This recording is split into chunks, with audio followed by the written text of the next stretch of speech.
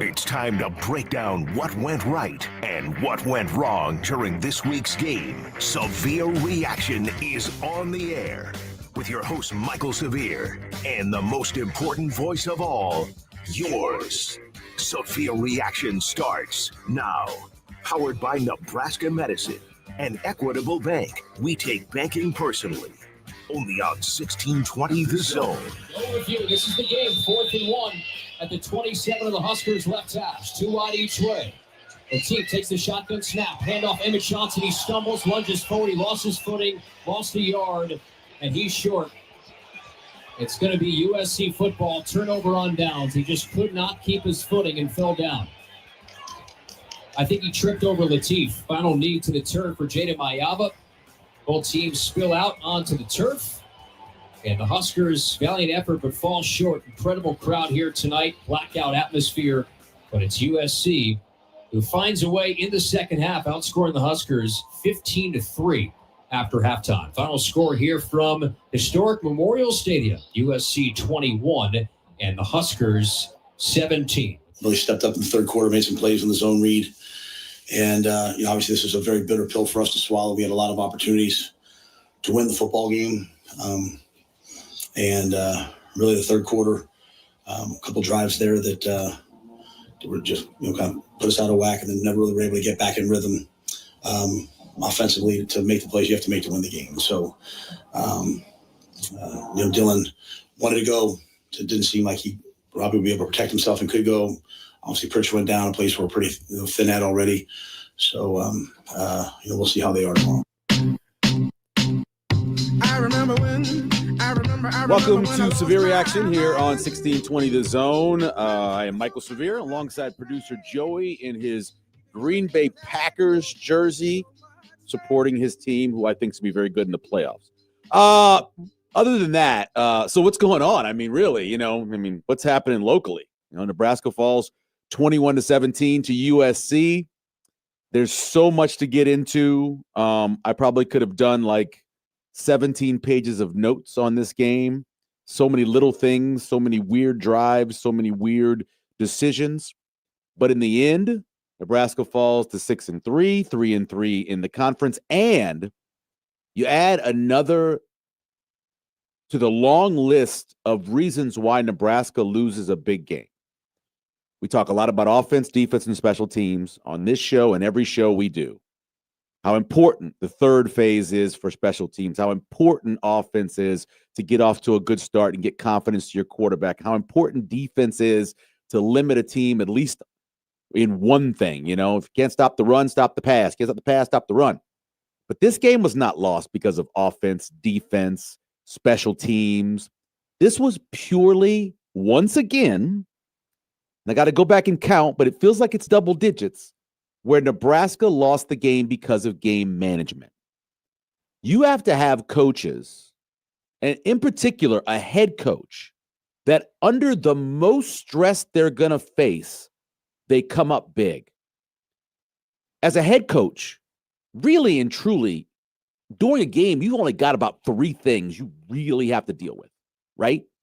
You got to be able to deal with timeouts. The fourth no-go or go decision you make, that 4th down decision. And then the other one is sometimes you got to pull somebody because they're not playing well, right? You go to your coordinator, your assistant coaches, and you go, hey, this guy's struggling. Should we pull him? Those are really the 3 major things. You're not calling the offense. You're not calling the defense. You're doing 3 things really, and 2 of those are the ones that really matter the most. And in situations where Nebraska has been up against it and having to decide on things like that, in game management, it's been a D-F over the course of the years. It's sad to say, because in general, I've said this over and over again, I think Matt Rule, in so many parts of being a head coach, is really good at it. I think the motivational part of it, I think the recruiting part we're going to see is pretty good. I think for the most part, the hiring that he's done, I know a lot of people don't like Donovan Raiola, but trust me, your biggest issue is not the offensive line if you're talking about lines. Anyway, as I've said a couple times on this show. But in the end, there's one critical issue that he has, And other coaches have had it before. He's not the first. I always reference there was a period of time where Kurt Ferentz made horrible game management decisions in his career at Iowa and got help and added people to the staff to help him. Lots of coaches have had the issue. I remember the Indianapolis Colts making a run to contending for a Super Bowl, hired one of the first analytics guys I remember to help them with those decisions. Game management during the flow of a game when everything is happening and the place is loud and is not easy, but that's your job. That's what you're required to do. On a Friday night when the restaurant's full, as a chef, you have to do the job. I don't care how stressful it is. You've got to make the dishes, make them correctly, get them out of the door, flip tables. In football, I don't care how loud it is, how stressful it is. You have to make the right decisions. There are two major drives in this game that came down to game management that they blew. And it's probably why they lost the game. A big reason why they lost the game, they lost their starting quarterback. I know that. Losing your left tackle, again, I understand that. Having those problems is a big part of why they lost the game. But beyond that, it's game management. And it's been game management for more than 2 games. You can go back to 2023, multiple issues of game management, how to handle the final 2 minutes, how to handle play calling in the red zone, how to handle calling timeouts. And it's continued until Saturday night when decisions had to be made by a head coach that can handle the stress, and they were not. And that's a failure on the head coach and everyone around him. And that can't happen because your players practice too hard. They play too damn hard. They work too damn hard to have you not be able to handle stressful moments. That's got to get fixed. As I said, lots to get to. A lot of good stuff. I mean, hell, the defense, best pass defense against a Lincoln Riley, either head coached or offensive coordinated team, I think ever. I couldn't find one that was better. A lot of things. Emmett Johnson, stud again. I know he tripped up at the end of the game. Stud again. A lot of good things. But in the end, the game was lost. Nebraska sits there with that big, giant number of not being able to beat AP top 25 teams in front of them still. 402-951-1620. 3 people on hold to start the show. We'll go to Chris to get started this morning. Good morning, Chris. How are you?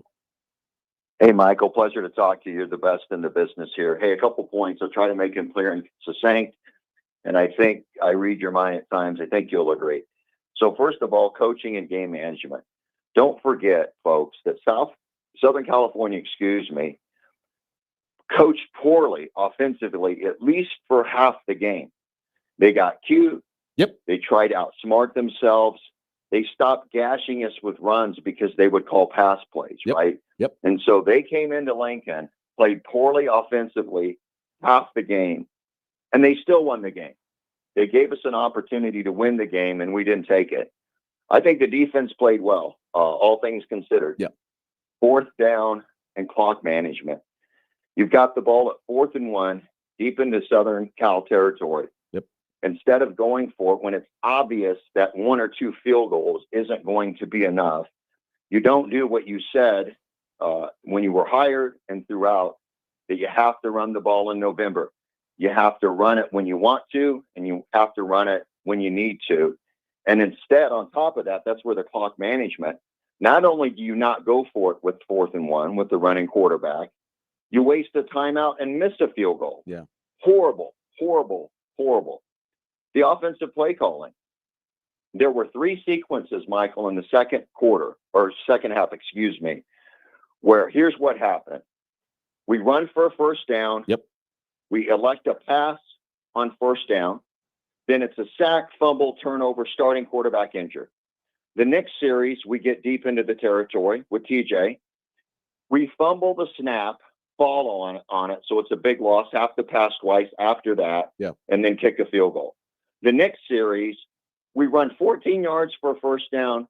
We pass it incomplete, a 2-yard pass to Harburg, and then we attempt the quarterback draw. So in those 7 plays, Michael, we pass 6, we net 2 yards passing, we run once, not with Emmett, And the results of those collective 7 plays, 2 fumbles, 1 turnover, 2 sacks, and injured quarterback. That's the game.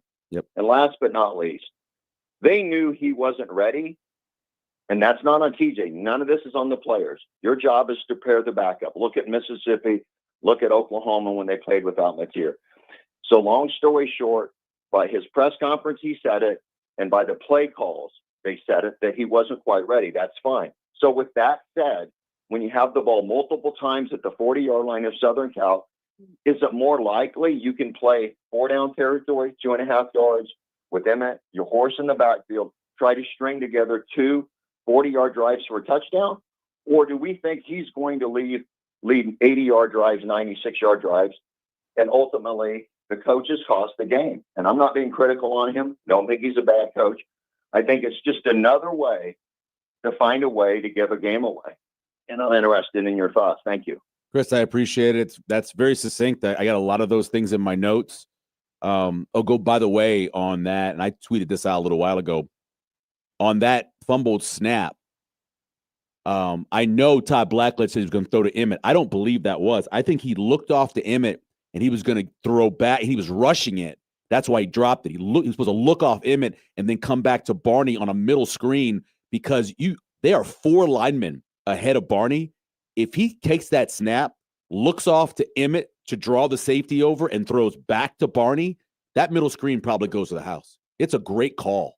But, you have a young quarterback who has not taken I told this to people over and over again who kept calling for him. The man's not taken first-string snaps. He has not been through a scrimmage as the first-team quarterback. He's obviously not played as the first-team quarterback except against Akron and Houston Christian. You give him a whole week to practice, which probably happened this week, he's going to look a lot better against UCLA just because of the reps. He is. He's still going to be limited in the things he can do because he's a true freshman. But he'll be better. All the calls are bringing him in because he can run. You don't think the opponent knows he's going to run when you bring him in? They do. Then they adjust. When they're worried about a quarterback throwing the ball against them, they're worried about that. When that guy leaves the game and the guy who can run comes in, they're then worried about that. The whole idea of bringing in a true freshman and thinking that's going to make all the difference in the world always was crazy. Let's go back to the phones. It's where Jim is. Good morning, Jim. Well, good morning. It's tough to be a Husker right now, Michael, isn't it? Yeah, it just Sip wrote about it in his column. He used the phrase, it's the same old story, and it does feel like the exact same old song that we're singing on a Sunday morning following a loss on Saturday. You're correct. Well, the game management that I want to talk about is the last 3 minutes of the game. Sure. I know we have a freshman quarterback and everything, but it was taking us 15 seconds to get in a play call. Yep. Number one. And number two, our opponent at that time is not SC. It's the clock. Yeah. And if you don't get, you have to understand, you have to go 97 yards to score a touchdown. Dink and dunk passes or a run or whatever, you've got to spread the field. And if you go down fighting. And that's what I did not see. I mean, you have to at least give the guy some running lanes. And if you're not throwing the ball more than 10 yards down the field, there aren't any running lanes for a running quarterback if he can't make the pass. I know, Jim. 2 minutes from the start of that drive to where it ended. It was 2 total minutes. Of course, with a 2-minute stoppage, they were not going fast enough. But Coach Rule said that they had to huddle more because they were working with the wristband. So because of that, they couldn't go as fast. So I understand why they couldn't, but I'm with you. I kept yelling the same thing. You gotta go faster. You gotta go faster. Oh, yeah, there was no sense of urgency. Anyway, take care, and I love your show. Thanks, Jim. I appreciate it. Yeah, it's a combination of so many things. I said this at the beginning, of all the things I talked about, pulling Dylan Raiola out, despite the many people who have kind of called for him to be benched a little bit so they could get TJ Lateef, you're still talking about a quarterback that, made some really critical. They finally tried to stretch the field in the first half, and out of those, I'd say 5 plays, 2 were incomplete that easily could have been called pass interferences. They were not. One was a really bad pass by Dylan. One was called for a PI, and the other one was a touchdown. So stretching the field does help. But again, Dylan was just they were 1 for 6 as a team. The early ones obviously were Dylan. The 2 late ones were TJ Lateef. But one more phone call before we take our first break. Let's go to Scott Good morning, Scott. Hey there. Hey. Chris stole most of my thunder in the first call, but I'll just say, as soon as I turned on the Minnesota game and saw the surrender whites out, and then saw, okay, now we're going to have the All Blacks and the blackout. Can we just be done with all of this? I don't think there's any magic juju about it, but just the fact that we seem to be more concerned about how we look than how we play. I'm just done with it. Can we just be Nebraska? We wear red and white.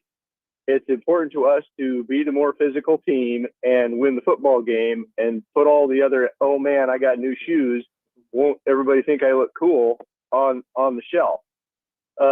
Hey, Scott, can I ask you, how old are you, Scott? I'm old enough to remember the national championships that we won wearing just our regular uniform. Okay, I was just curious. Yes, I am 62. Okay. I knew you were. I thought you were a little older than me, but yeah, that's what Yep. I understand. I understand where you're coming from. I hear it. I hear it from people in my family. I hear it. I know what you're saying.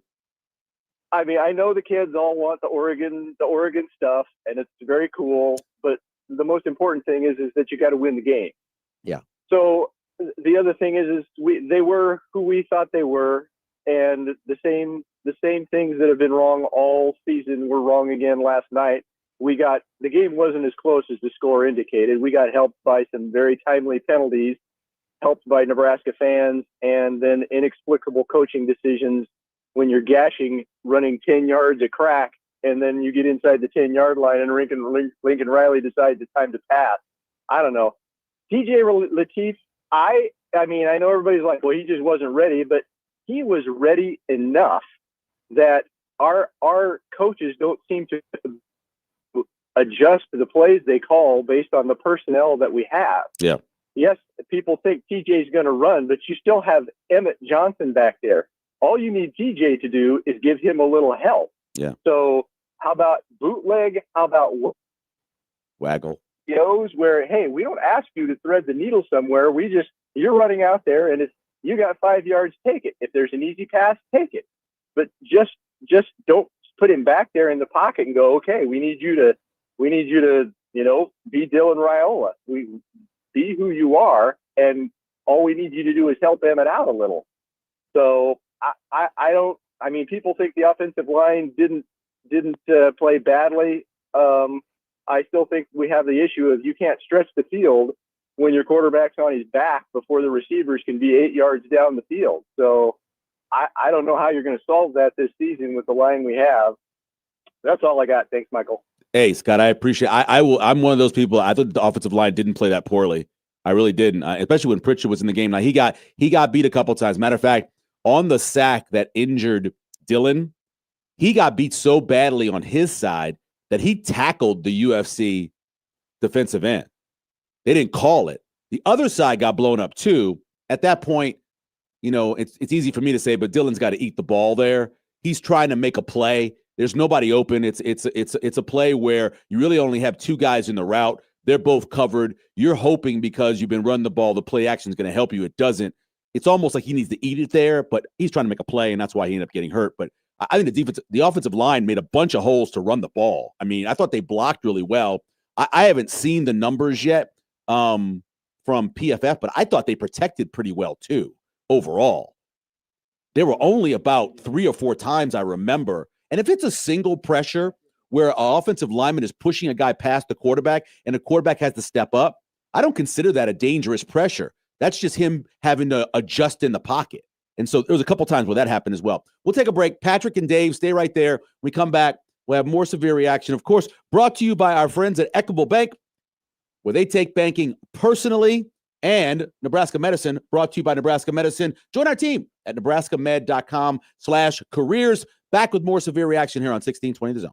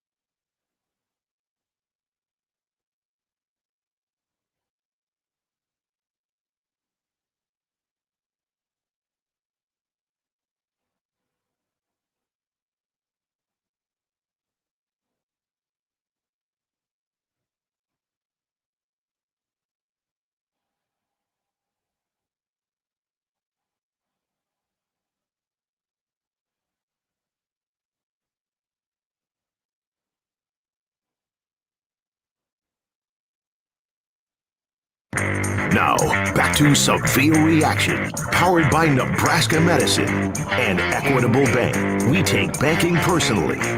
Here's your host, Michael Severe, on 1620 The Zone. Snap, play action fake. Crayola back to pass, pressure comes, steps up. He gets hit, ball stripped, and it's picked up by Cameron Crawford of USC. There's a fight for it. I believe USC hopped on top of it at the 32-yard line. USC says they have it. Hit came from the backside, and Raiola's still down, holding his right ankle, and it's USC ball. Yeah, we had run the ball, and then he called a play action pass. So it's a kind of a one-on-one shot to Dane, and I have to see the play. I haven't seen it. I think you would say to yourself, I think in that play you're not thinking it's maxed up protection, like hey, we're taking a shot, not there. Get out of it. I think Dylan was trying to make a play, and it ended up unfortunately getting him hurt. I have to see exactly what happened to see who, what, when, where. But we had good rhythm. We were running the football, and so he ran that play. He ran that play again. He actually called the play action pass once before, and Dylan audibled it to the run because of the coverage they were in. We had the one-on-one coverage. He said, I'm going to take a shot to the receiver, and just, the guy maybe felt like the guy wasn't covered, and then just kind of held it and started running around. So in that situation in the red zone, we just get the takeaway. We'd love to just protect the football and get out of there and get away with points.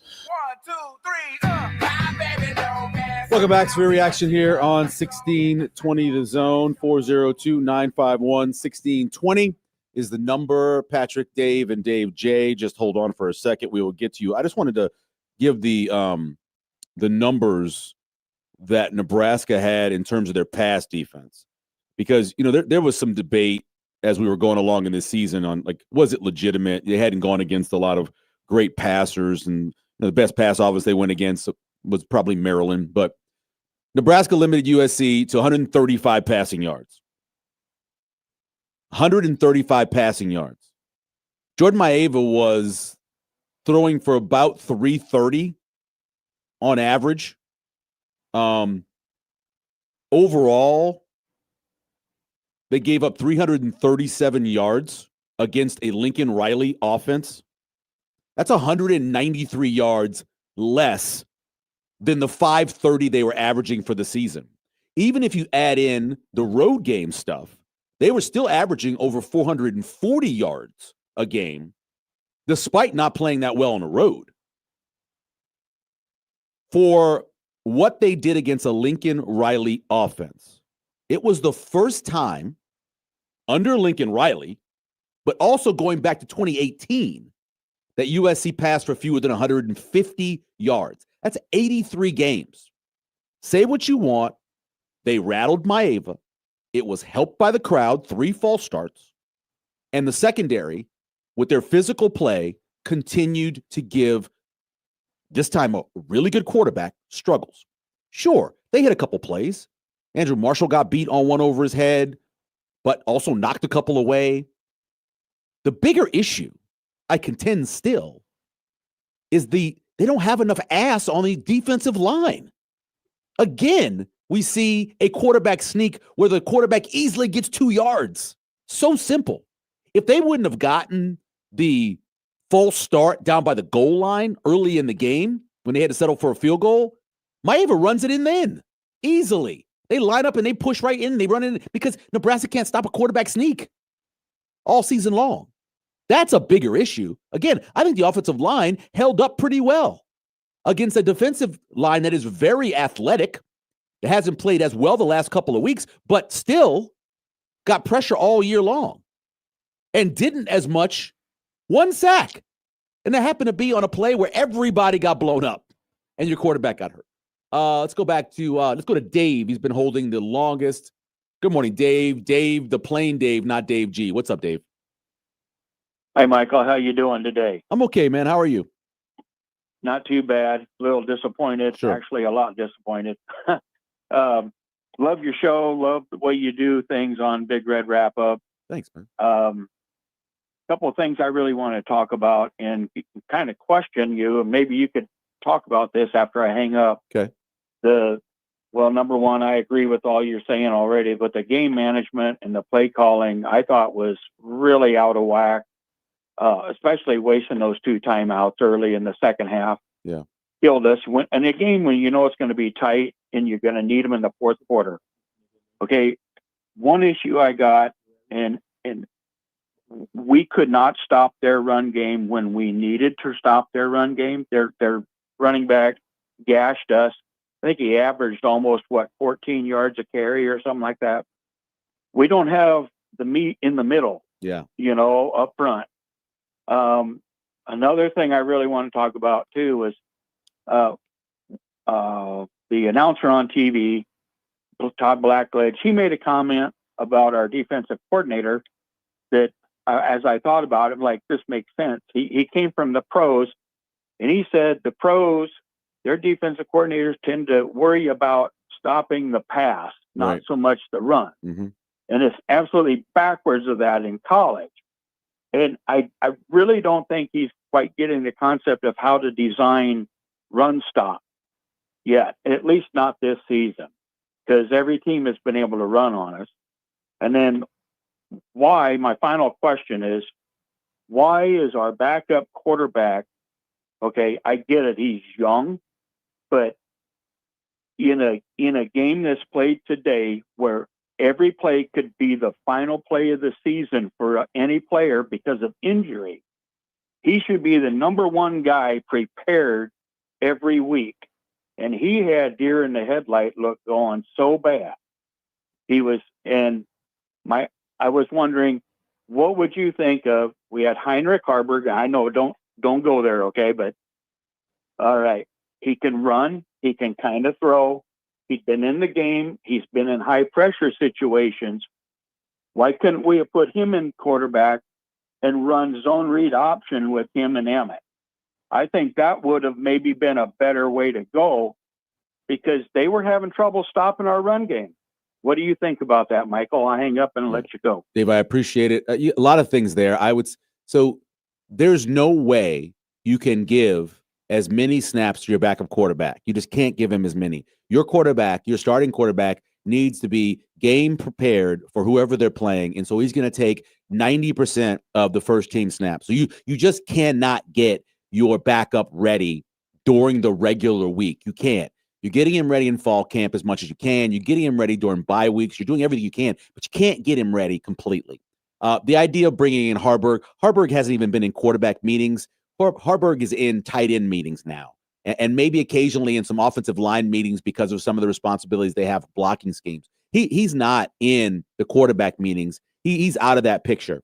I thought TJ Lateef, I don't think he had I don't think it was a deer in the headlights. I think a couple times when he took off running, he looked really good at doing it. I thought the pass he threw to Isaiah Hunter on the left side of the field, the near side of the field, I thought that throw, it was a great defensive play. That was a great throw. That was one of the better plus 20-yard throws that I've seen. He had the right arc on it. The ball hit Isaiah Hunter in the hands. It was a great defensive play. I thought he looked pretty good. I know he was only whatever for 7 yards, but I thought actually he didn't look as bad as I thought maybe he would throw on the ball. I knew he'd run. He's got to protect the ball. He had 2 fumbles running the ball and had 1 fumble on a snap. That's got to get fixed, obviously.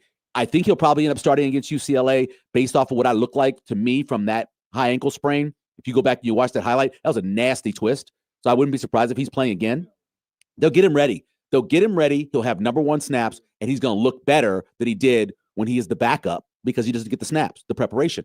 I don't think you bring in a guy like Harburg who hasn't been playing any quarterback, but I understand. I understand what you're trying to do. Let's go back to the phones before we take a break. Go ahead to Patrick. How you doing, man? Pretty good. How are you? I'm not bad. Yeah. Well, this is just a quick couple of statements. Yep. I don't know. Maybe we scrap the big red and just to be the big black.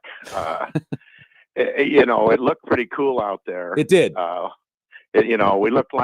We look better than the Yankees do in the Fall Classic, but we don't resemble the big red anymore. And I don't know if we can ever get back to that. So, that's all. I'll listen to what you guys say. Right. Oh, and you guys do a great job on Big Red, Big Red Wrap Up. You guys do a beautiful job. Thanks. Thanks, Patrick. I appreciate that. Looking forward to this week. It's much more fun and easier to do the games when they win. But we'll have Damon on this week, and we're going to have on Jeremiah Searles And I think we'll have good conversations about what happened this week. I know we will, with Jay Moore, of course, as well, and how recruiting went with Sean Callahan Tuesday night at 7:00 on Nebraska Public Media. I said this over and over again. It's just something about, it's not the offense, the defense, the special teams all the time. It's about game management. And during the time that Matt Rule's been here, the team has not handled game management well. You can go back to 2023 and watch it multiple times. Against Maryland was a great example of it. You saw it again yesterday. It just hasn't gotten better. That can't happen. The timeout that's the worst of the two, right? I know they know what they were doing fourth down. We're going to try to give him the jump. The timeout that he calls because he loses his mind on the sideline because they missed what probably should have been a personal foul call. Although I will tell you that Turner Corcoran is pushing the defensive lineman in the back. He turns around, second act, he knocks Corcoran down. They usually call that. They didn't call it. And Matt Rule got so upset and lost so much composure on the sideline, they had to call a damn timeout. With a freshman and a quarterback knowing you need timeouts down the road. That's the more critical of the two, in my opinion. He did it because he lost his composure on the sideline, mad about a missed call. That can't happen. That just can't happen at this level. Before we take a break, let's do Dave G, and then we'll take a break. Oh, that's Joe. Sorry about that. Put Joe back on hold, and I'll do Dave G. Yeah. Dave G, go ahead, sir. Yeah, thanks for having me. Great show, Michael. I got a few things. Yep. I love the blackout. I don't mind our kids wearing different colors. That's the way it is today. But I got game management is correct. Our boys played a fantastic football game. In and out. 3 plays that cost us the game. When they switched to kick that field goal, instead of going for a first down, which we were going to get, we had the momentum. Yeah. We were going to drive it down the throat to go up 21-6. No doubt in my mind. And I was so irritated then. I said, they're giving the game away. Yeah. And then the darn first down plays, long throws to the corners of the end zone. When we do that, it's drive over, 3 and out every single time. Run the ball up the middle or do a short pass. Every time, if you look back at the last 3-4 games when they've done that, on first down, it's 3 and out. And that costs us the game. Again, game management, coach loss all the way, every aspect of this game. That's all I have. Thank you, man. Hey, DG, appreciate it. So that series, Dylan's out at that point. Lateef said, it's going to be an Emmett Johnson game. They have 2 runs for 11 yards. After the 6-yard run, there's the pushing and shoving. Turner Corcoran knocked to the ground. They don't call it. Rule loses it. They have to call a timeout. So Lateef comes back out after that, 7 yards, fumbles going out of bounds. Again, he's got to protect the ball better. Then Mekhi Nelson comes in what would be a critical second down, but you got to give him some shots. He gets a 2-yard run. It's a missed block. He could have probably, it just didn't work out. Lateef throws a screen pass. Now, this is the big play. If he throws that ball to Emmett Johnson and hits him where he's supposed to, opposed to Emmett having to turn and jump, everything works better. Corcoran gets his block. Emmett cuts back inside. He gets the first down. The drive continues. But you got a young kid in, hasn't thrown a lot of this in major action, throws the ball behind him. He's got to jump. It changes the speed of it. Emmett gets tackled for a 1-yard gain. Then everything happens on fourth down. You bring in the Wild Harburg. You don't know what you're going to do. You're going to try to get them to jump. They brought it in. They lined up at 11 seconds, and they called the timeout at 5. If you're trying to get them to jump, you've got to push that timeout to 1 second. You can't call it at 5. If you're really trying to get them to jump, after you move Lateef out to be the wide receiver position, you've got to give a clap, or you got to do some sort of snap cadence. They're under center, no clap. You got to give a cadence to try to get them to jump. They didn't even try that. They got under center at 11. They called the timeout right after 6. So at 5, they had a couple seconds to play with. They didn't do it.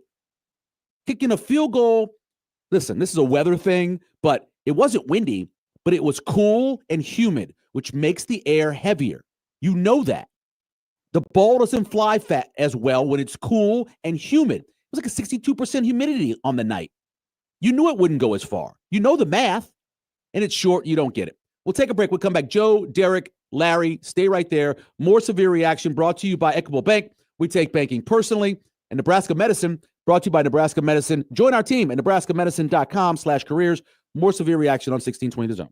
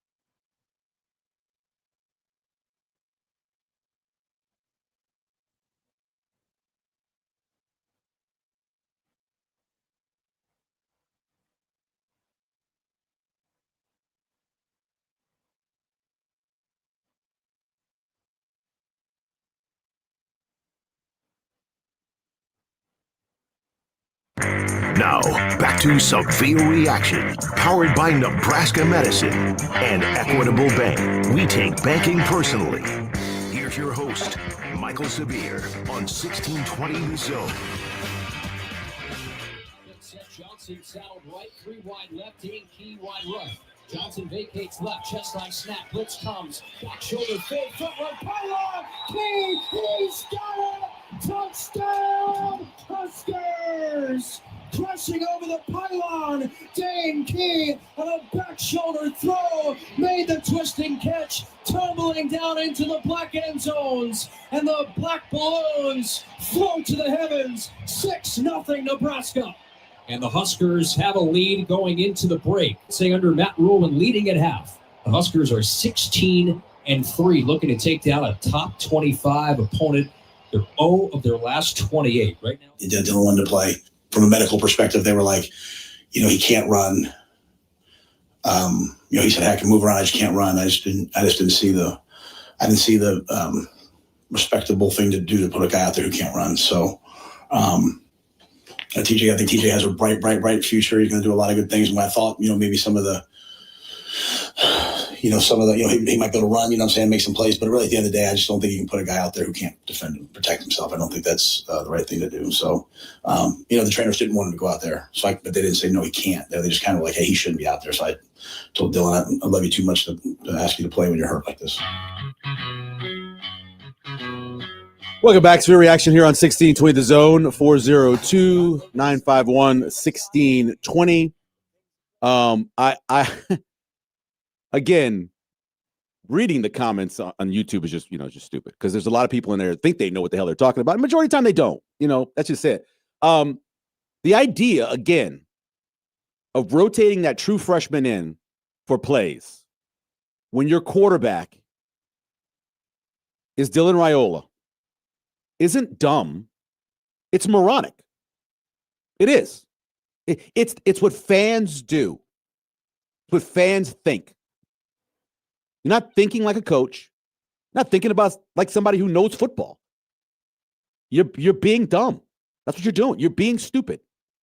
You really are. It's just you are. TJ Lateef might be a good quarterback here. He might be. He's a true freshman who's not ready to play. And all you're going to be doing is sacrificing plays when they bring him in. Again, you don't think that the defense knows you're bringing him in to run the ball? They do. And they're going to play against that. It makes zero sense. You're not going to get him snaps in practice. You're just not going to get a ton of them. Not first team snaps. It doesn't happen. Yes, you live and die with your starting quarterback when your starting quarterback actually is a good quarterback. I know you guys hate on him. I get that. I get it. But there are a lot worse quarterbacks in the Big Ten. And on that play, they called a play action on a 1st and 10, the 23-yard line. I don't know I love that call. You run the ball pretty well. But what you can do with it in that situation is take the sack. That's what he has to do. The post is covered. The under route's covered. There's nobody else out there. Your left tackle got beat like a drum. Delayed blitz on the top side. Can't pick it up. And what happens? You get sacked and get hurt. That happens sometimes.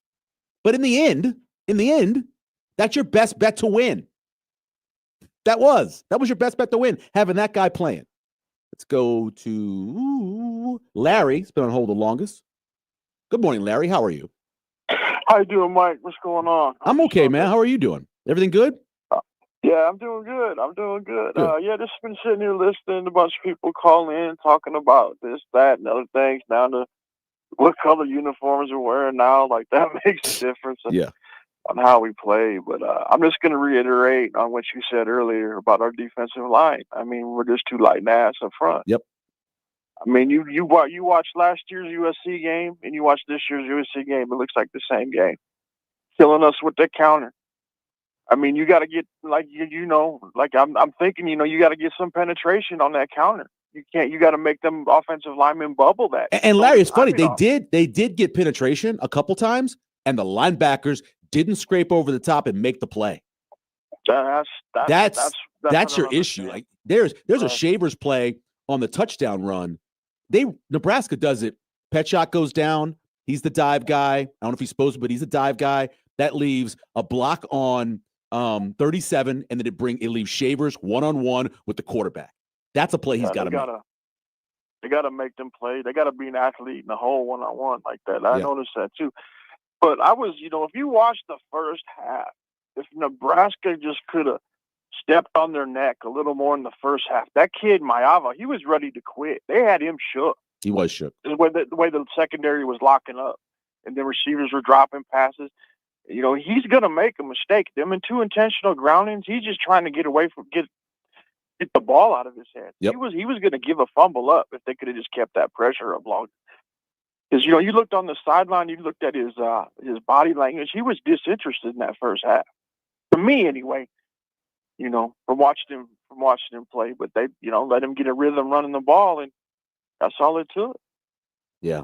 But go ahead, Larry. But that's like I said. I mean, you can say this and that, but it just boils down to what you said. I mean, every team that's beat us has ran the ball, so exactly there's your issue. Yeah.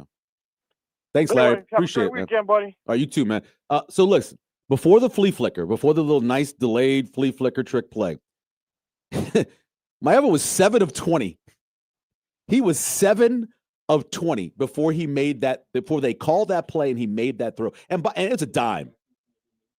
Guthrie's in good space.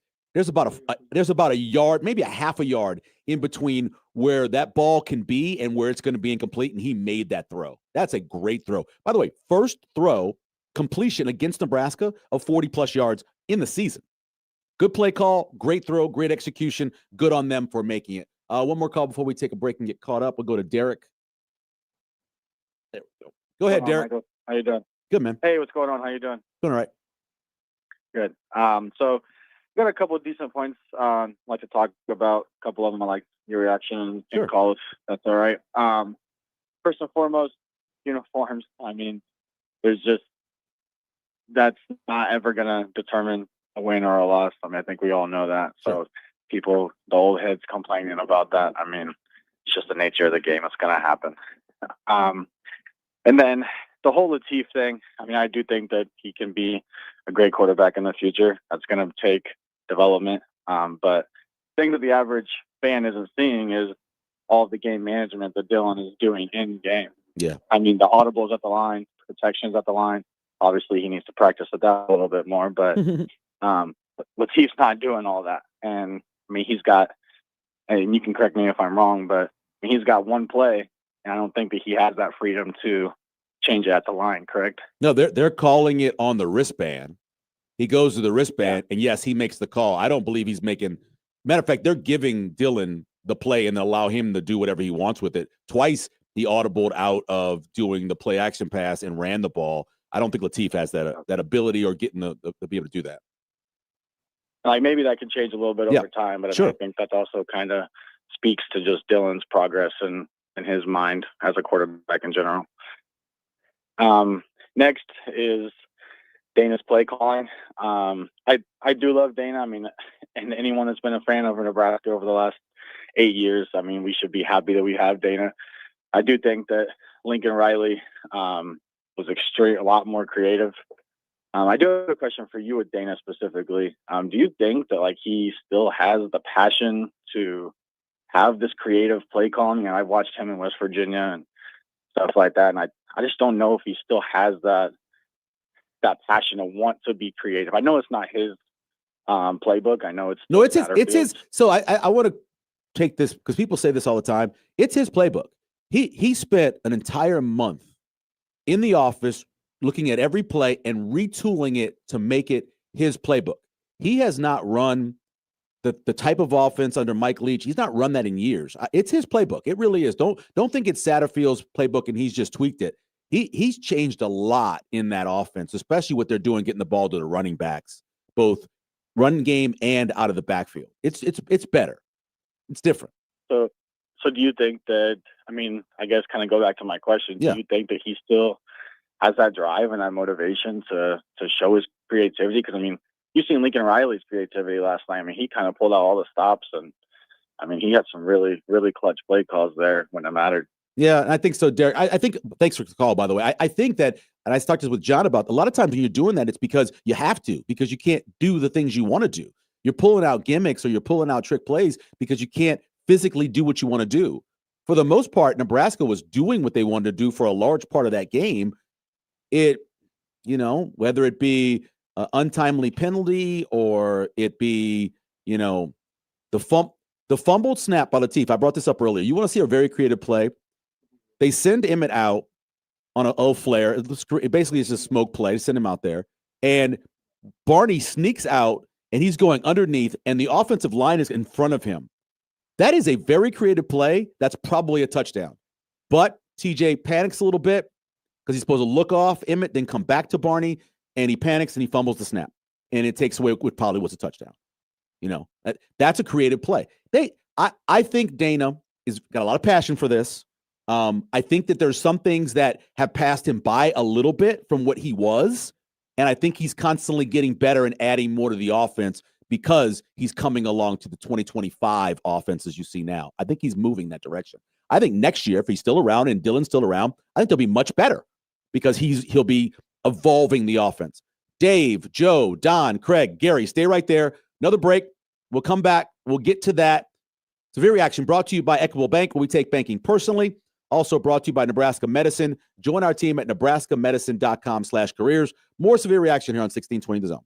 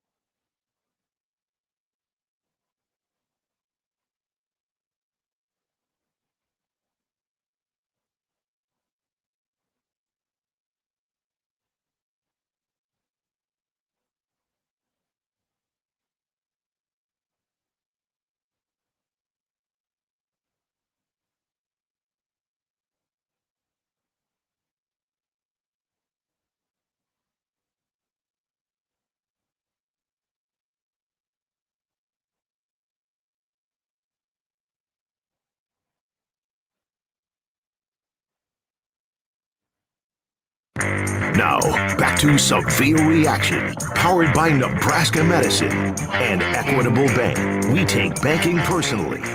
Here's your host, Michael Severe, on 1620 The Zone. Dennis Williams, minute 41 in the second quarter. Under center, Iola, deep back Johnson. Corey in motion left to right. Snap, spin, handoff, Johnson up the middle. Spears forward, 5 in the end zone. Touchdown, Huskers! Snap, handoff, Johnson over left guard. Slashes to the 40, bounces on left 35, 30 to the 25, and he's ridden out of bounds near the 21-yard line.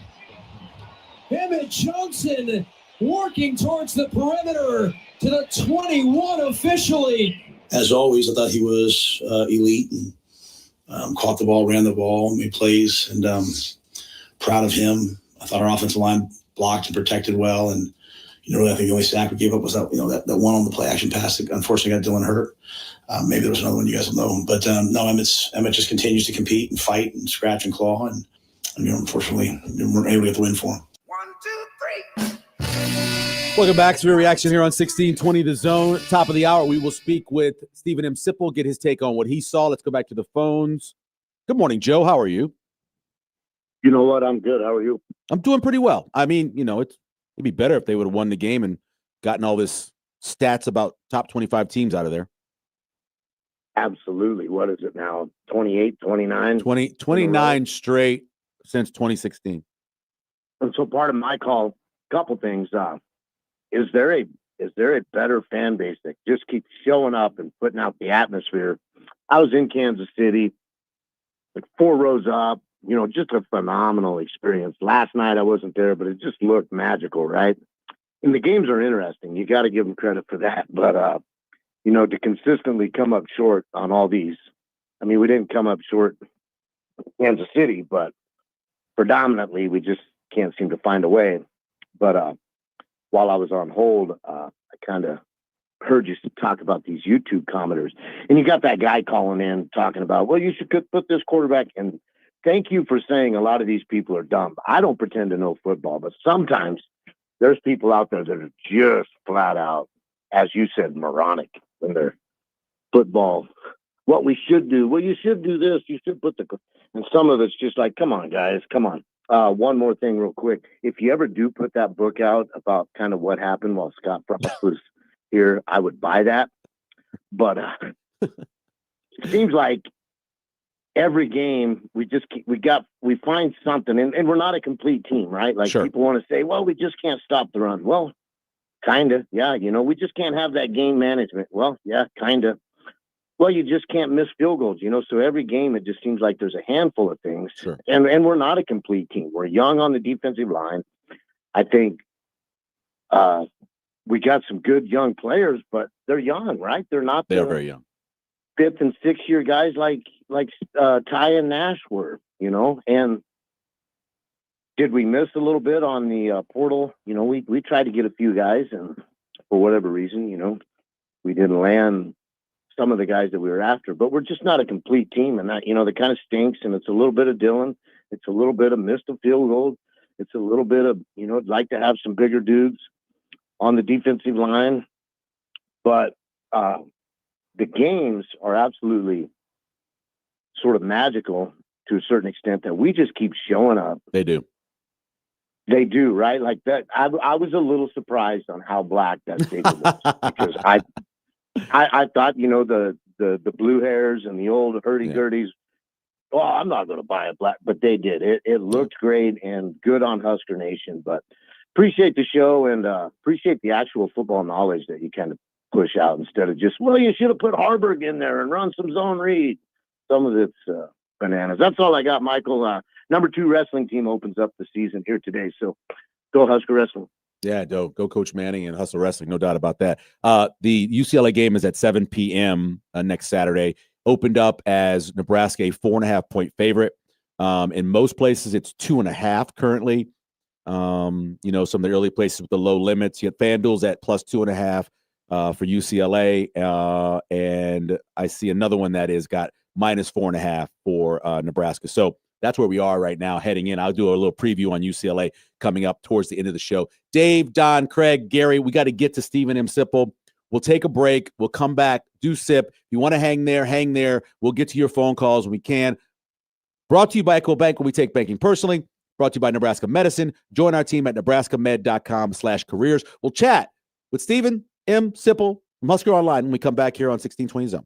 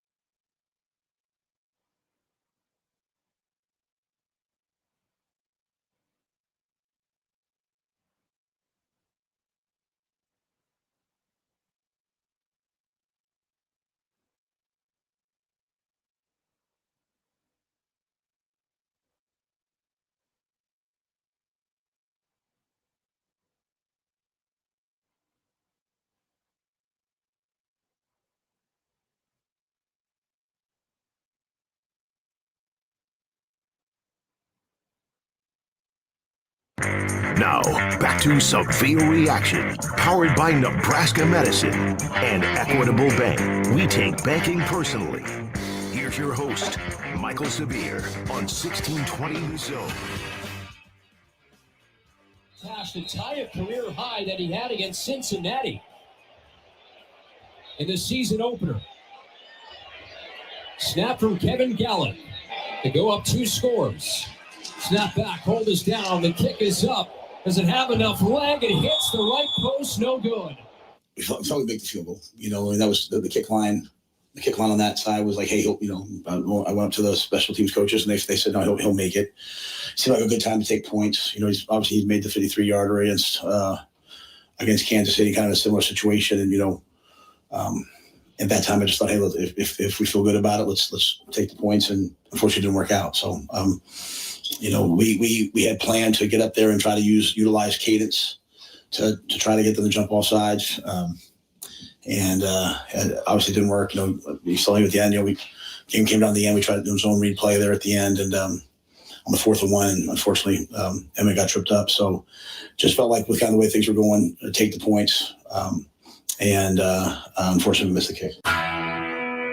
Welcome back. Severe Reaction here on 1620 The Zone, hour number 2. We kick it off as we do each week with the columnist from Husker Online and podcaster as well, Steve Sipple, joining us here on Severe Reaction. Good morning, Sip. How are you? Refreshed. How are you doing? I'm doing all right, man. That extra hour was nice, wasn't it? Oh, my God. It was awesome. And in this world now, you have your phone, and we do our post-game show. I didn't get home till what should have been 2:30. Right. And then I looked at my phone. It was 1:30. Yeah. Oh, this isn't so bad. That's what I said as well. No doubt about that. Hey, Sip, that's funny that highlight just now that we played, it's, talking about the missed field goal. It's not the choice of the field goal that I think drives people crazy.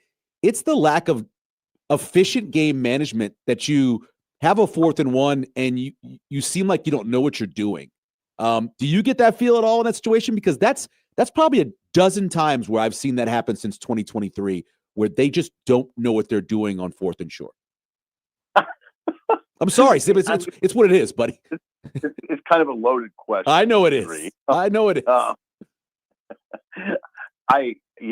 They seem. Well, I will just say this. I can speak for that moment, and they did. I mean, he burned a timeout.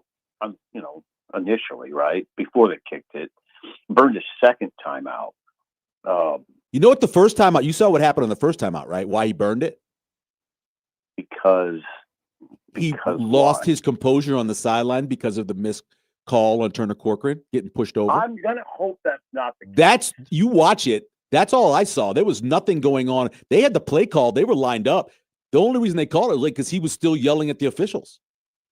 Well, that's unfortunate. But anyway, we always you do this, and this is part of the football, and that's part of our jobs, is to question that. 17-6. Yep. Would have made sense to me. It was 14-6 when they elected to kick the 52-yarder. Hindsight shows that it was, hindsight says what it says. In the moment, I thought if they can get up 17-6, it's a good thing. TJ Lateef was in. I don't know the likelihood of them driving into the end zone at that point. Maybe you would have gotten a little.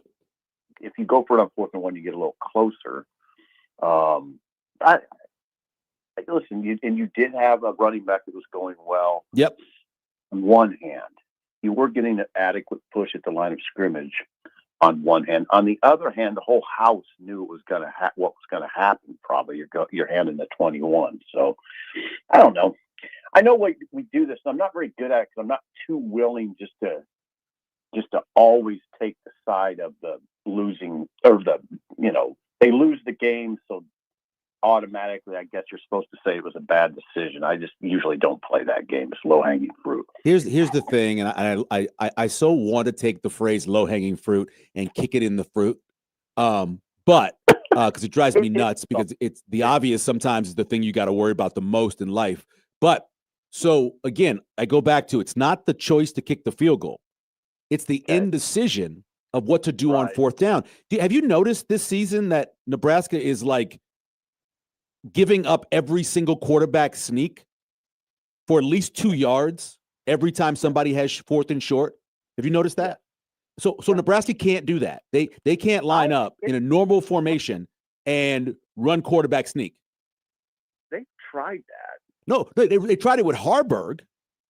Right. I'm talking about lining up in a traditional formation with a running back who's the threat back there, and you pick left or right of the center, and you get the first down. And you got your running quarterback in too, which is even more reason to do it. Broader question is why doesn't that work, and why are they so indecisive? I'm 100% in agreement on that. It just seems like they were very indecisive in that moment. Had to burn a timeout, and there you go. And it's not, it hasn't Cunanan hasn't had success beyond 50. It's a bomb. Night. It's a bomb in cold weather that's humid. Humid air is heavier. It's cool. That's a bomb. It's a long kick. So the score remains 14-6. Yeah. And then of course USC drives immediately, makes them pay for it by tying the game. 5 plays. Touchdown. 5 plays and a 2-point conversion, and now the momentum shifts. It's rough night. Another rough night. The sad part about that drive, the 5-play drive, is the last 2 of them where they ran that counter, and Nebraska gave up 32 yards rushing on 2 plays to Maeva for the first 16 and then one for a touchdown. That was concerning because it just looked like Nebraska wasn't ready for it either time. Either the first or the second time when they ran it back to back. Just kind of sad. Well, I think they weren't ready for it. It hasn't now. 14 hasn't been Maeva hasn't been running that much, and he hadn't been running much that game. So I credit Lincoln Riley play calling. He's an excellent play caller. I didn't think last night was his golden night, but it was good. It was his bad night, good for most people. And I'm not saying it was bad. So, but that was an example of good play calling. Steve Sipple joining us from Husker Online. What did you learn, if anything, about Nebraska after this game against USC?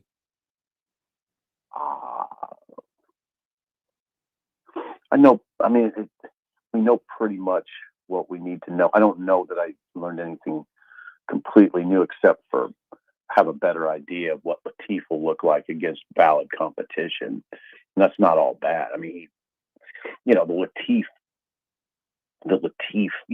calls for Latif gain momentum against bad competition. This is Latif against good competition.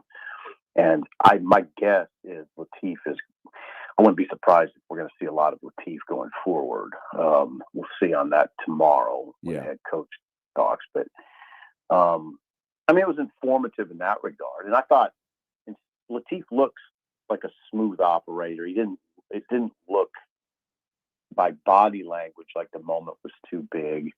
You just got to, the things that I wonder about Latif, okay, how is he with the overall operation of the offense? Does he feel comfortable with the operation? Right. The play, all the mechanisms. All right. And then the second thing is got to make downfield throws now. It's big boy time.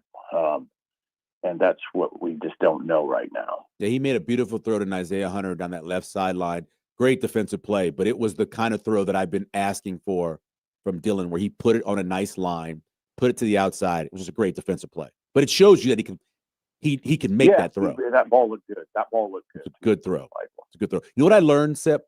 And, this is something I probably should have already known, I guess. But I know for a fact this is one hell of a pass defense because they limited one of the best quarterbacks in the Big Ten, an offense that produces 500-some yards, even on the road, 440-some yards.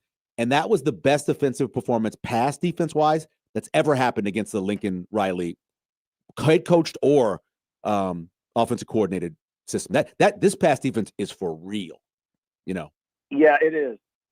It's good. Those guys are good. And I thought it was a big night for like a guy like Donovan Jones, a guy like Rex Guthrie, those young guys that maybe they would try to exploit. We all know Sierra Wright can play, and Andrew Marshall's really good now. I mean, he's a bona fide Big Ten corner. So the question that I'll have to watch the game again is, are you giving up a lot in the run game to focus on that, on slowing their passing game? Sure.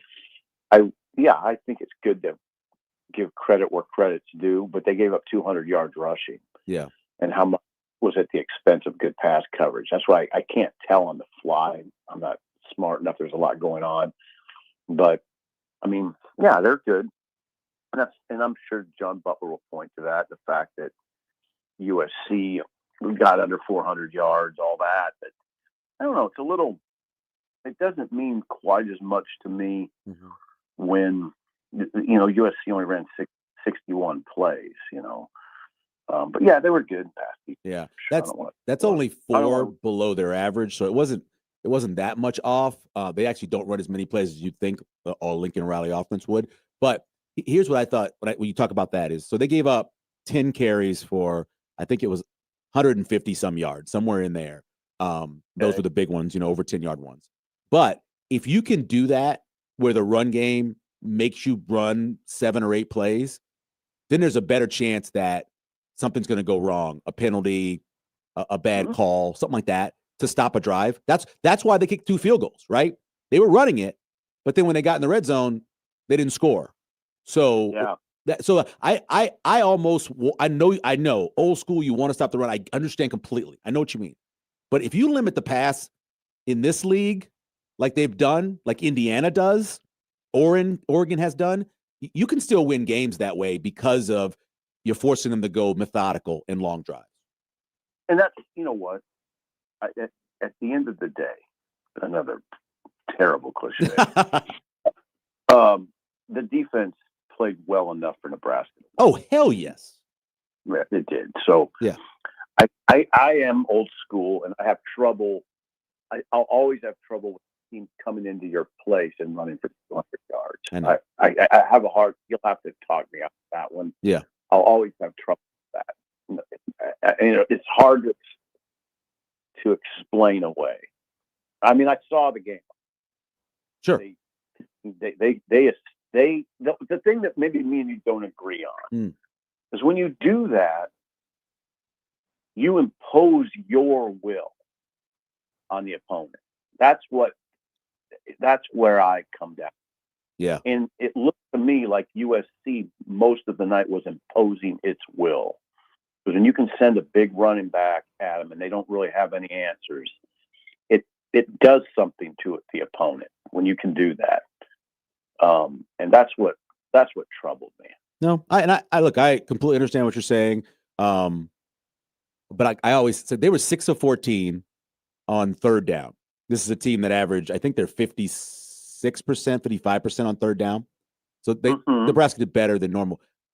I say this is, I know it's not an old school way of thinking, but you stop one run and you force them into a third and long with a pass defense like that, and on a day where you're getting pressure, it's why he ended up with the numbers he did. Because that's a good point. Yeah, it's just and they rattled him. There's no doubt they rattled him. Yeah, no doubt. He didn't look right. Yeah, and I don't mean he didn't look right. He didn't look right because Nebraska made him uncomfortable. Hey, I don't know. I think you're right. I mean, what you just said makes a lot of sense. If you can shut down one run and make them throw on third and medium, third and long, with that pass defense, yeah, you're cooking at that point. Sip, what's the answer to the game management problem? Because it goes back to 2023. I mean, it was multiple games that year. We've seen it. It's the fourth down thing. It's the timeouts. What do you think the answer to that is? Having somebody help you. Yes. I mean, I think it's as simple as that. Yeah. I do. I don't know what else to say. Now Matt is intelligent, and he will face those kind of issues head on, and it's possible. I don't know. Maybe he's already done it. It's still not working. I don't know, but yeah, I would say have someone help you with it. Yeah, I think it's his only weakness. That's what I would do. I think he motivationally. I think his hiring ability. I think his recruiting's gonna be very good as it goes along. But I think his one weakness is that I think it is in the moment, in the stress, making those decisions, just based off of the games we've seen so far as him head coach here. That's my analysis. There could be something to that. I mean, when he's 18 and 16 as Nebraska's coach, there's going to be some. Fans and media are going to second guess some stuff. I hope he understands that. 18 and 16 is just okay, you know. No, and it's not even okay. It's not even okay for based on what they want. You know, they're talking about national championships. That's why they extended him. If you're talking about that, 18 and 16, it's not even okay. No, and I mean the broader conversation too is what I'll address tomorrow is you're always looking for growth. Now, I think we're in a critical stretch now where are we seeing growth? They're 6-3 heading into this a tough 3 games because these teams are going to run it. I don't know about UCLA so much as Penn State and Iowa. Iowa are going to attack on the ground like I'm talking about USC did. That's concerning. Yeah. And I don't know what you're going to have at quarterback or left tackle for that matter. And then the question becomes, how much grace do you give them? I don't know. I'd be interested to hear what people think about that. Yeah, UCLA is going to run the ball. Nico's going to run the ball. And then obviously Penn State's going to run the ball with those two backs. Then Iowa's going to run the ball. So right. But how much grace do you give Nebraska for not if they don't have their starting quarterback and starting left tackle? Well, the answer to that question is simple. Look around college football. There's a lot of teams that don't have their starters, and Right, a lot of them win games. And so you just next guy up, you go in there. You got to keep winning at this level. Yeah, that's the way I think about it. Yeah.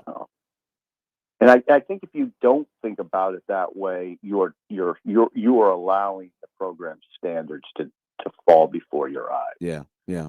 That's the way I see it. Sip, we appreciate it. I enjoyed the column and the line, same old story or same old song and dance is the song we used to always play every time Nebraska had one of these games because it feels like that, same old song and dance. I appreciate that. I expect a scathing column on game management. The next one, scathing. I'm not smart. Go back to the Maryland game, the Michigan State game in 23. Go back to those games. Scathing, Sip. Okay. All right. All right. Maryland and Michigan State. Okay. 2023. Go back to those games and look at them, and especially that Maryland game, the way they ended that game. Yeah. Go back to that. All right. Thank you. All right. Thank you, Sip. We appreciate it, man. Stephen M. Simple. Take a break. Dave, Don, Craig, Gary. As soon as we come back, bam, bam, bam. We'll hit you guys. Brought to you by Equitable Bank. We take banking personally, and by Nebraska Medicine. Join our team at nebraskamed.com/careers. Stay right there. We'll get to the phones. We come back here on 1620 The Zone.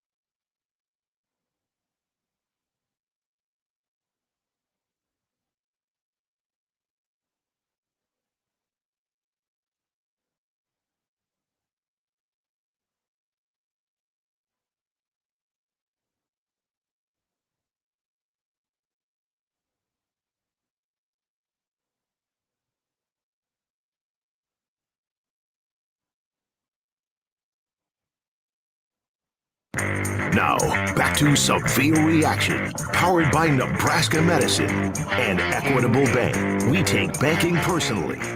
Here's your host, Michael Severe, on 1620 The Zone. First look at USC's offense in the third, trailing 14-6. Two wide right, solo man left.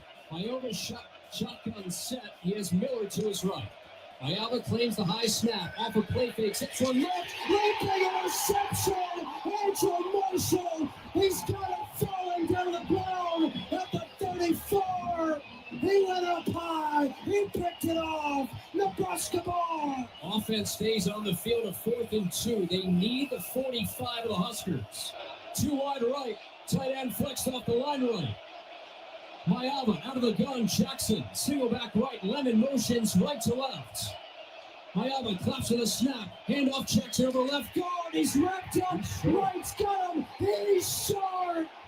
Yard short. Anytime we give up 200 yards rushing, we're not going to be happy. At the same time, I don't think anyone's held them, for 21 points very often. I mean, they're explosive. And so I thought they had some really, really good moments, some valiant moments. But we lost the game. So we'll have to get better. All right, welcome back to Severe Reaction here on 1620 The Zone. I am Michael Severe. Joey is behind the board, and we are going to get to phones as many as we can before we get out of here at 9 o'clock. Let's start with Dave. Good morning, Dave. Dave, are you there? Maybe Dave is gone. Let's try Don. Oh, my boy, Don. What's up, Don? What's up, bro? How you do? Man, it's another Sunday. Man, we falling back, man. Hey, Husker hangover, man, for the forever, bro. So salute. Yeah, no doubt about that. Man, we miss Matt Verzal, man. Oh, for sure, bro. And here's the thing, bro, is that there was pressure on both programs, right? Yep. They came in with questions needing answers. We came in with questions needing answers. And for me, bro, it came down to the option. They ran the option play on us. I know. Did the same thing last year, remember? 3rd and 3. They ran the option play to the short side, mocking Nebraska. And then they did it again, bro. Yep, like, yep. But not to the short side. But I just thought, man, when you put that compared to the zone read that we tried to run at the end, where we basically trip up over ourselves, it just kind of, you want to give yourself the best chance to win. But the thing I was going to say was like the Wildcat that they ran, and their quarterback was running, on us, bro. So, and then like a lot of people say on the 4th down play, when it comes, do you kick it? Do you punt it? Yeah. Or do you just go get 2 yards? And especially at the time when they only had 6 points. So, I think you either go for it or you punt it. And then, you had brought up to them about the timeout because he wanted the penalty, which was a great point. But, a lot of people want to overlook that. Right. And then the last thing I want to say, bro, because I know you got a whole lot of people that got hangovers that want to talk about it as well, man. But those lines, bro, they cost. If you want them fat backs, man, to be able to stop them from running on you, I know you're going to have to pay for that. If you want people that's going to put pressure on the quarterback, you're going to have to pay for that. And if you want people to protect your quarterback, you're going to have to pay for that. But Emmett did a great job, man. Salute to him, bro. I just would, I'm glad that he's with us, man. And the uniforms was outstanding, man. I loved it, man. The crowd, hey, they was all in as well, man. Like I said, man, just that option play, bro. That just come on, man. Thank you, man. Appreciate it. Don, I appreciate it, man. Yeah, I thought the crowd was incredible. I thought the uniforms were incredible. It's not as much about the decision. It's the mechanics of the decision that drives me nuts. Yes, you got to make a decision. Go for it, field goal, punt, whatever else. It's the mechanics of it and how bad it looks and how the confusion it looks like on the sideline. You've been here long enough. That should not happen. It just looks bad, man. I don't know how to describe it. Let's go to Gary. What's up, Gary? Gary, you there? And Gary is apparently gone. Let's go to Gary number 2, which is Gary L. Yes. Hey, Gary L. What's up? Good morning, Mike. How you doing? I'm doing all right, man. First and foremost, I want to thank you for having a great show on Sunday and a great show on Tuesday night with Big Red Wrap Up, because it makes me, as an agitated fan, calm down. But time management. Yeah. I'm glad you're there because you help me understand things, but I agree with you, time management. So my thought, I got many thoughts, but the one I come up with is, okay, we describe Mr. Coach Rule as a builder and use the word good coach. Yeah. Is he a smart coach? That's all I got to say. You can elaborate on that for me, buddy. Thank you for having great shows. Yeah, I appreciate it. I said this to Sip earlier. I think Matt Rule does a lot of things well. I don't think anybody's perfect, right? So I remember there was a time when Nick Saban had to really deal with his anger on the sideline. I'm talking about going back to LSU, where there were times where it got the team a little rattled because what he would do on the sideline. He kind of handled it a little bit better, you know. There's special teams at Alabama. They couldn't kick field goals, and he had to bring somebody in to kind of get help with that. Kurt Ferentz struggled with his clock management late in games and some timeout issues. He went and got help to do that. At the NFL level, there's a whole group of people helping the head coach to make those decisions. You know, there's a whole group of people backing up those people to make the decisions. That's what needs to happen. You need help. I don't care how good of a coach you are, you're going to have some weaknesses, and I think this one is his weakness. Let's go to Craig. Good morning, Craig. Hey, good morning, Michael. Hey, 31 years into following the highs and lows of the Carolina Panthers. And, hey, you know, Matt Rule, so many things to like about him. And, yeah, you can say, obviously, coaching pros and coaching college is very different. And at the same time, while at Carolina, he had a very impatient owner. But I could make the argument that in-game management is largely why he lost his job in Carolina, because it goes back further than 2023. Now, that said, Coach will say that, hey, if I knew I was only going to have 2.5 years at Carolina instead of 7, I might have done something differently. But, hey, what'd you learn? What'd you learn? That in-game management, and I know, you know, it's pressure-packed. It's not easy. Oh, yeah. But at the same time, you know, you've got to find the means to, you know, make decisions in an expedient fashion.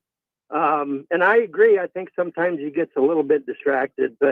And I would just say this, and, you know, I think the guy's doing a great job, but it just bugs me to no end when he says, hey, when I was at Carolina, if I only had 2.5 years, you know, I would have done some things differently. Well, Coach, did Joe Brady know he only had 1.5 years when you canned his butt? Yeah, you know. Yeah. So anyway, they're on the right track. But in-game management, that's got to get fixed, as you've acknowledged many times. But great show. Appreciate it. Craig, I appreciate it. And by the way, Craig, I anybody that coached through COVID, I give them a little grace. I think that was a really hard time. Yeah. That first year, you know, having to do everything on Zoom was very difficult. And I will say this, he did a good job during that year. And hey, the in-game management was better. He might still be coaching Carolina Panthers. Yeah, I agree, no doubt. I completely agree. Yeah. Okay. Thanks, Craig. I appreciate it, man. Good. It's good to hear from that level of what he was doing over those years. But yeah, I always tell people coaching through COVID, man, those guys, especially if you just took over. I remember Bo Pelini, defensive coordinator, he was trying to take over during COVID and couldn't meet with people. It was a tough time to be able to do what you need to do as a coach. Red, Ryan, and KG, stay right there. We'll get caught up on our breaks. Severe Reaction brought to you by Equitable Bank, where we take banking personally, and brought to you by Nebraska Medicine. Join our team at nebraskamed.com/careers. We'll be back more. We'll get to your phone calls here on Severe Reaction.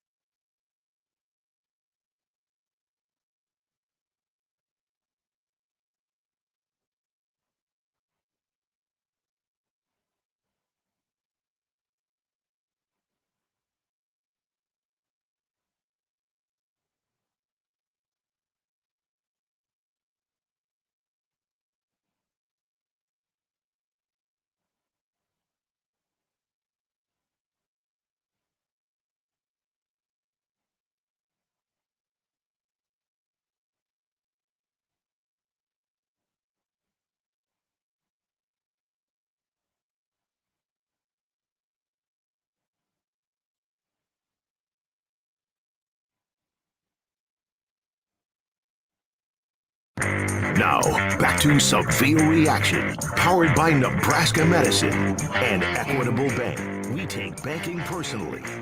Here's your host, Michael Severe, on 1620 The Zone. First and 10, Huskers 16, 14-6 Nebraska. Under 4 to play in the third. Mayaba out of the gun. Tight end each side, receiver each side. Snap, short read, keep it in. Mayaba over right end, 15-10. Motors to the 5, Mayaba's in, touchdown.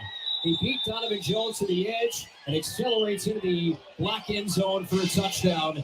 We'll see if USC goes for 2. It's now 14-12 on the 16-yard run from Jaden Mayaba with 3.5 to go in the third. They fake the end around. Miller to the edge, beats Ranieri, sweeps the corner. He's in.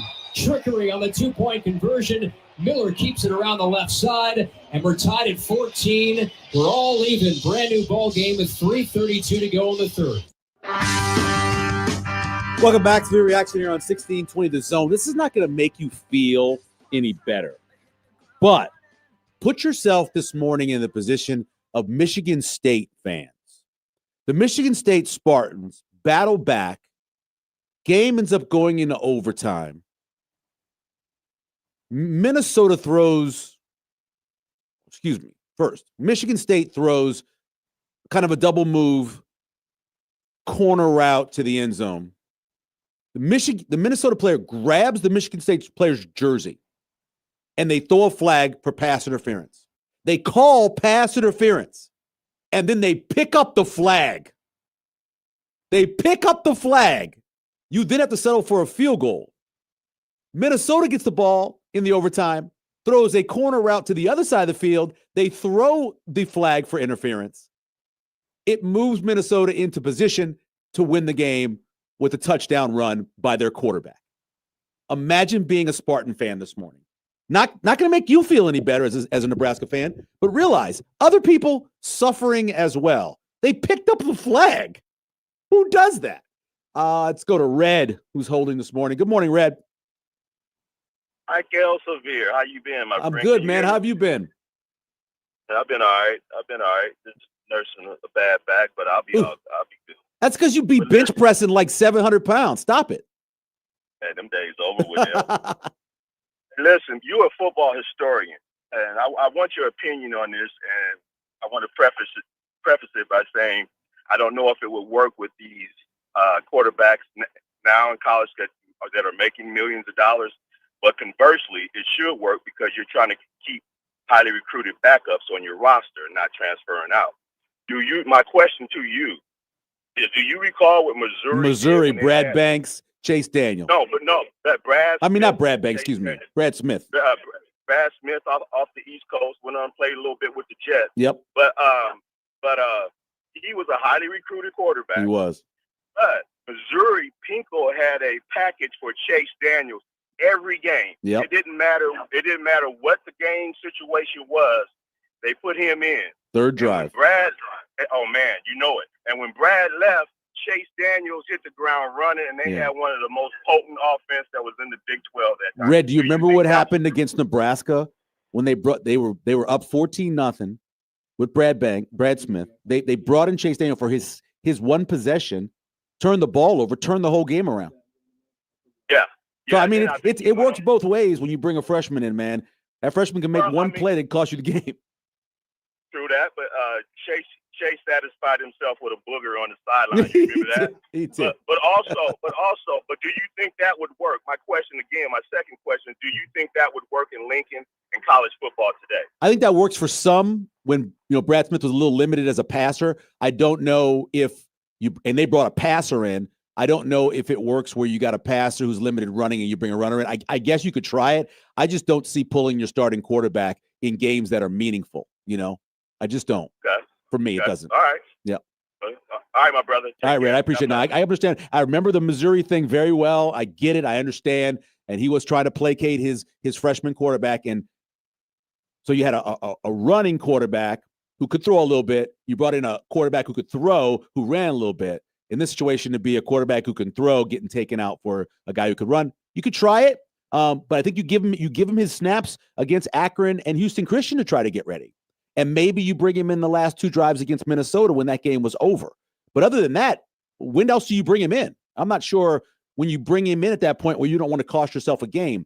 Let's go to Ryan this morning. What's up, Ryan?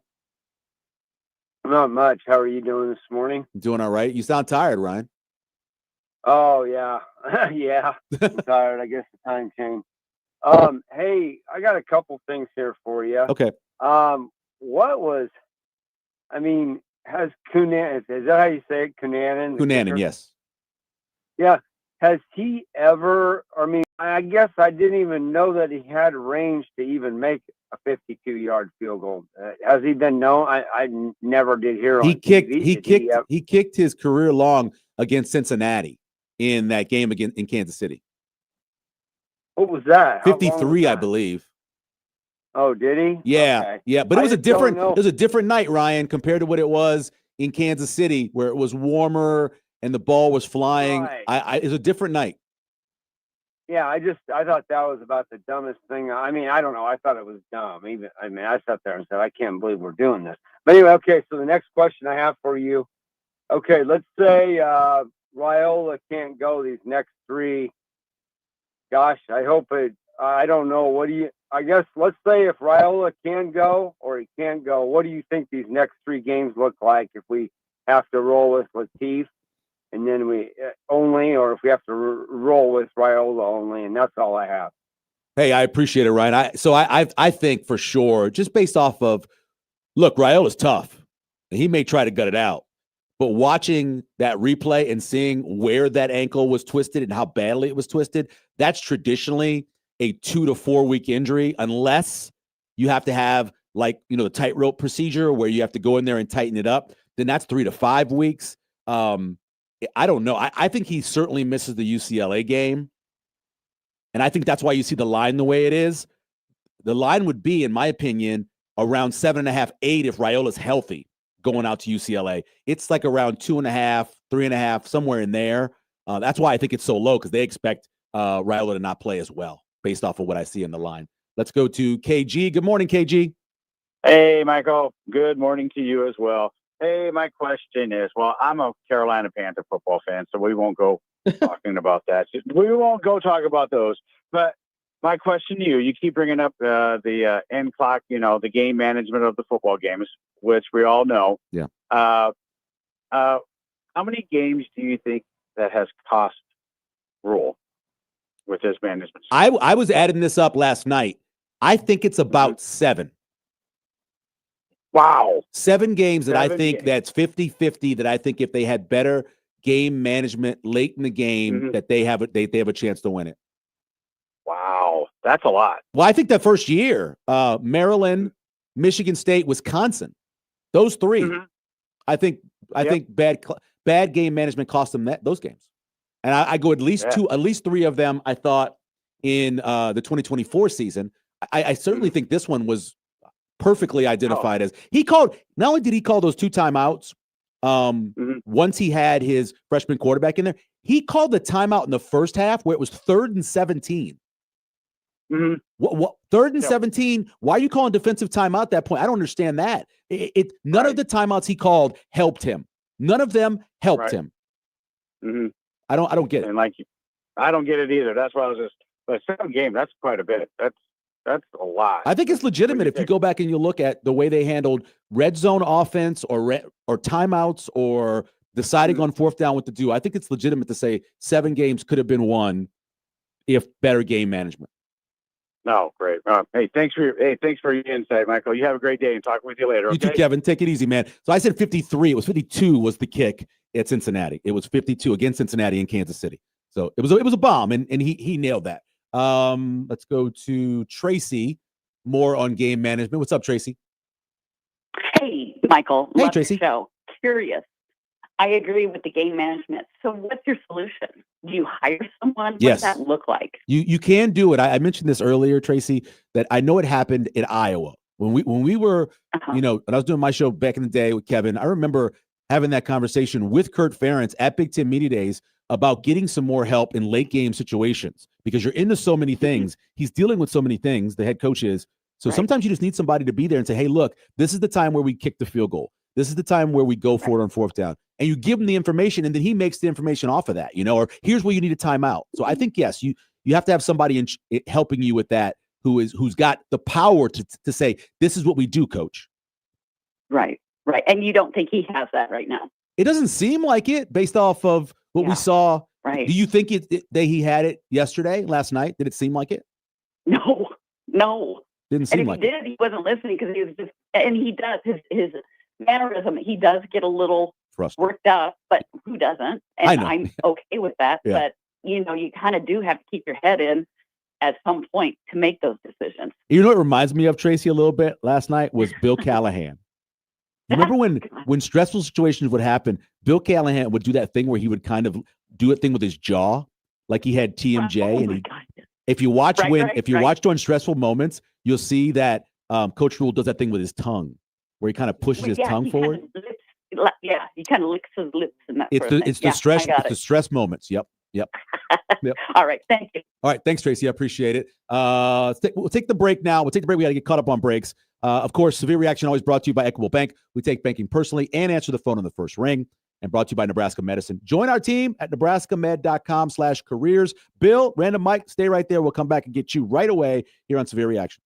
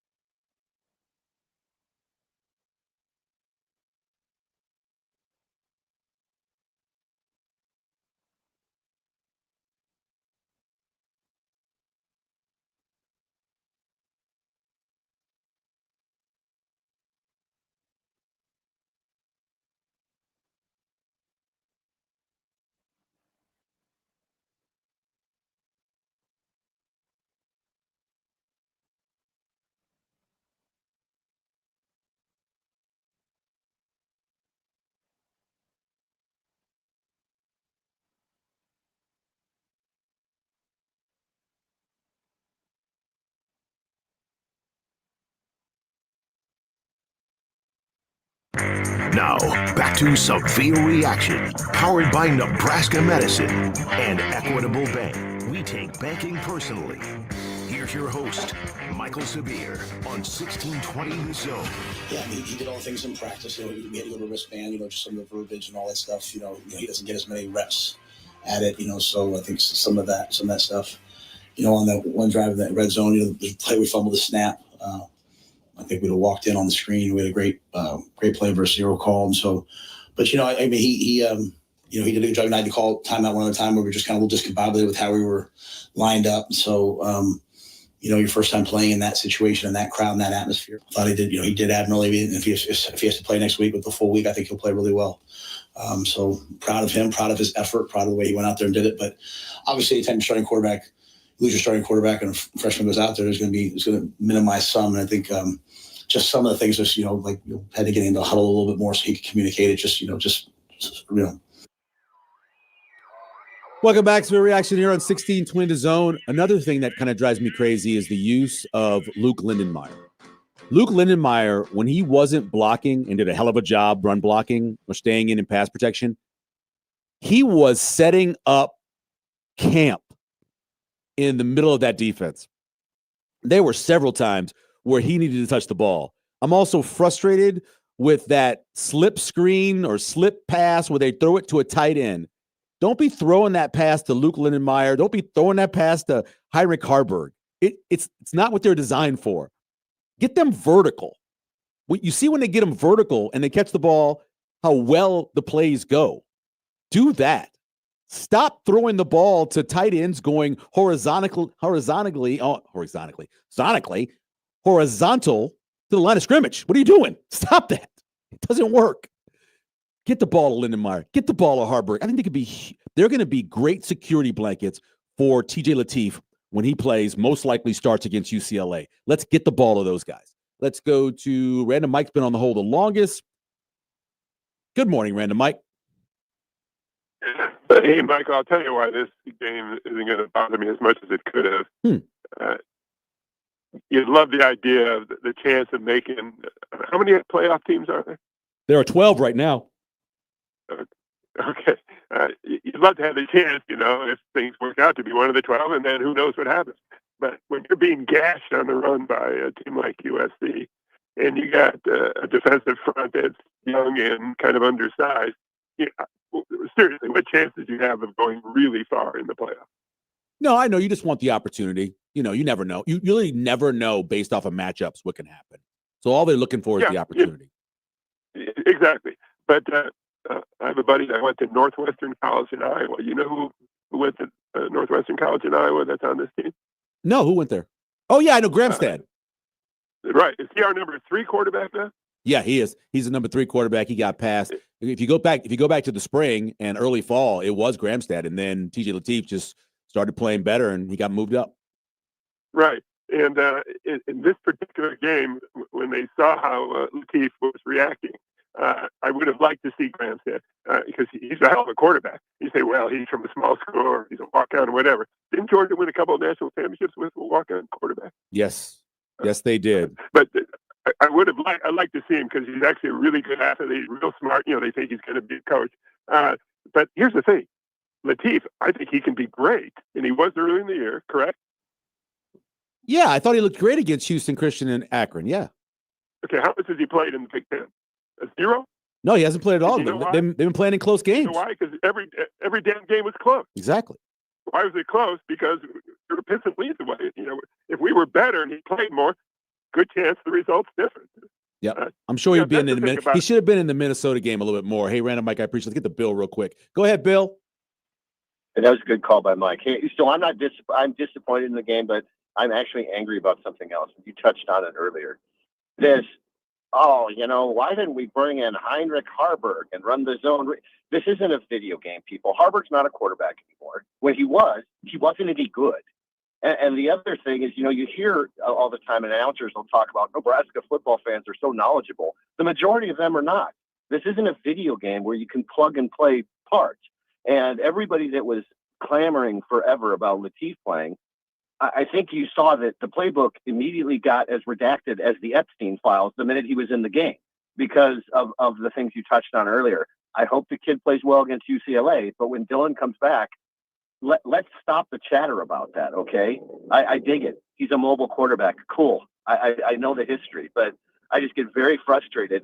The majority of people watching this stuff have no idea what they're formulating an opinion about. So that's all I got. Thanks for the show. Thanks, Bill. I appreciate it. Yeah, I think with a whole week of him, and I hope the decision is made by now. They know what, instead of making it to where, look, we're going to work on his ankle and treat it and do all these things, and we're going to wait all the way up until Friday. Hopefully they make the decision early. Lateef's getting all the first-team reps, and boom, he's ready to go against UCLA, 7 p.m. out West Coast. We need a break. One last break. When we come back, we'll wrap the show up. Look a little ahead to UCLA, that game next week on Saturday when we come back here on Severe Reaction.